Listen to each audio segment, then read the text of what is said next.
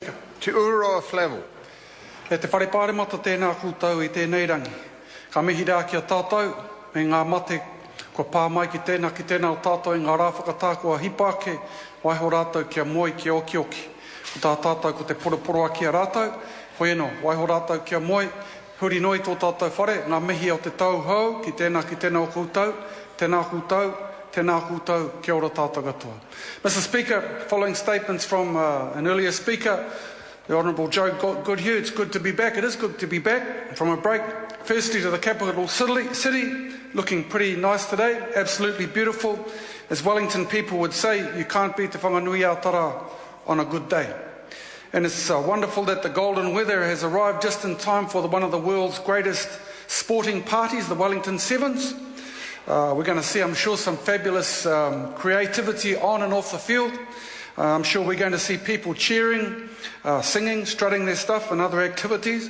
It's going to be a pretty massive celebration, Mr. Speaker, as well as fierce competition. If only we could borrow some of that spirit for this chamber for the rest of the year, that would be pretty awesome. Mr. Speaker, the second reason it's good to be back is because it means an end to the silly season of commentators interviewing themselves about politics.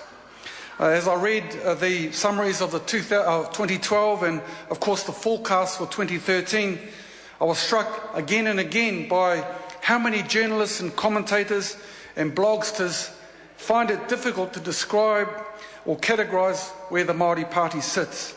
Are we left? Are we right? Or are we in the centre? That's what they ask.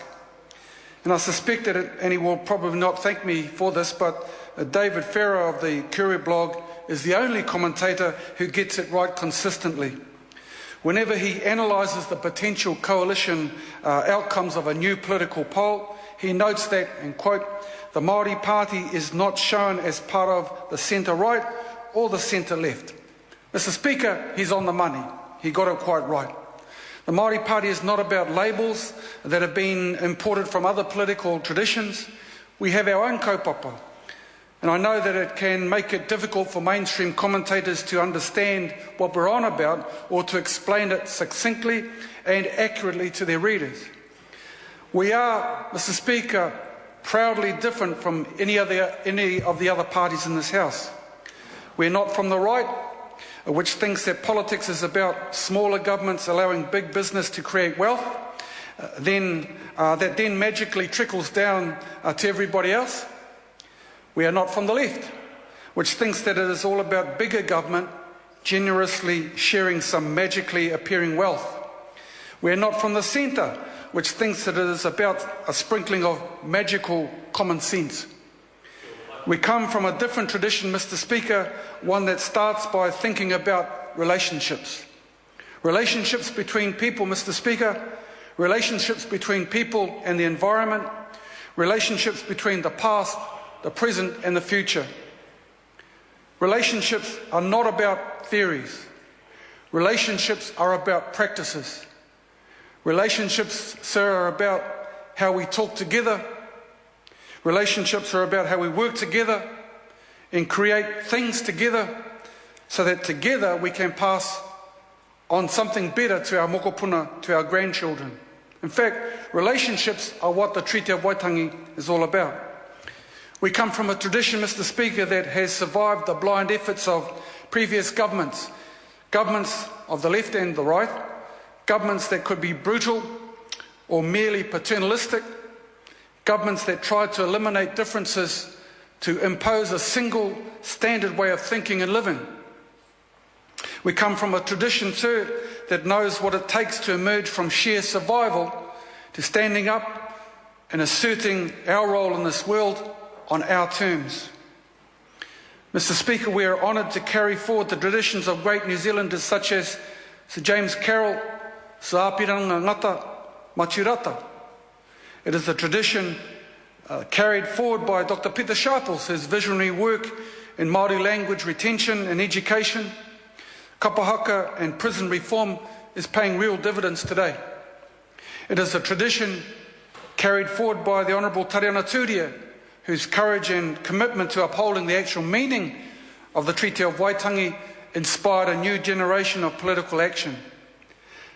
This, Mr. Speaker, is what the Māori Party is about. It is about relationships and it's about resilience. Mr. Speaker, we will continue to work with any party on policies that can deliver real progress for real people. Not theories, not politics, but people. Sometimes it will be progress measured in inches, and sometimes, just occasionally, it will be measured in miles. I acknowledge especially the work, transformational progress being made by the Minister of Treaty Settlements. That is why the real reason it is good to be back here today, Mr. Speaker, is because we've got a lot to do. There are a lot of people who need this government, this parliament, to do more, better, faster, not just to provide stable government in difficult times. Mr. Speaker, we know about difficult times. We've been living in them for 200 years. And we want progress, not stability. Mr. Speaker, back in 2008, the Māori Party decided that we could make better progress by being at the table of a national-led government. We knew that it would have been much easier politically to be on the outside making dramatic hand gestures. That was an option. But neither Tariana Turia nor Peter Sharples or myself got into politics because we thought it would be easy. We got into it because we wanted to make real progress for real people. And we are. Through whānau ora, insulating homes, tātai ako, tackling rheumatic fever and so on. Is the progress fast enough or far enough? No, Mr. Speaker, and it will probably never ever be. We are hungry and we are impatient, and our eyes remain firmly on the horizon where our dreams lie. Where every family, every whānau is healthy and strong, where every child is loved, where every person is using their talents and skills to the absolute utmost. Not just Māori New Zealanders, but every whānau, every family, every child, every person. Because as a party we naturally celebrate diversity as a sign of strength and not weakness. We know, sir, that Tainui is different from Ngāti Kahungunu, is different from Kaitahu, is different from Samoan, or Tongan, or Chinese, or Indian New Zealanders, and on and on and on. We know that in our bones, Mr. Speaker, because that is the experience from which we spring. And it is why our party is not, emphatically not, Mr. Speaker, an ethnic party. We are a party of kaupapa and tikanga. Our kaupapa is a gift open to everyone in Aotearoa. Tangata whenua, tangata tiriti. Rich or poor, men and women, young and old, white, brown, black or sunburned. Tattooed, pierced or blue-rinsed, it doesn't actually matter.